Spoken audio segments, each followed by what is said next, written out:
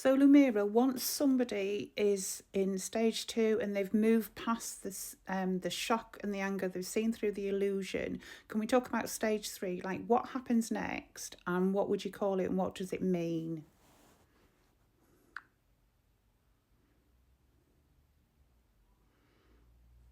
Yes. Stage three is what I call reclamation, or the return to self. This is where the person stops pointing outward and starts looking inward. They've realized the system is broken, yes, but now they're asking, what else have I handed away? Where was I asleep in my own life?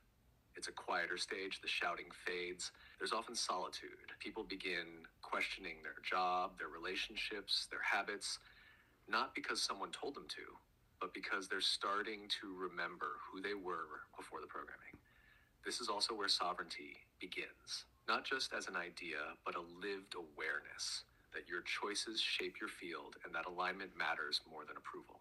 The trap here is spiritual bypass, skipping the shadow work, grasping for labels, or mimicking the language of awakening without embodying the depth. But if someone stays with the process, stage three becomes the bridge to true remembrance. Shall we step into stage four next?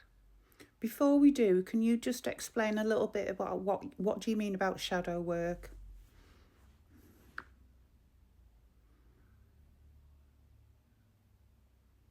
Of course.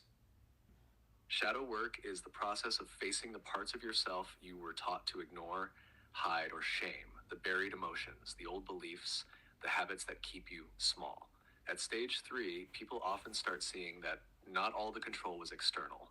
Some of it was internalized. They might uncover fear of rejection, need for validation, people pleasing, guilt, or deep unworthiness, all of it layered in over time. Shadow work means meeting those parts with honesty instead of bypassing them with spiritual language like it's all love and light or everything happens for a reason. That kind of bypass is tempting, but it keeps the deeper codes locked. Real shadow work clears space for truth to land.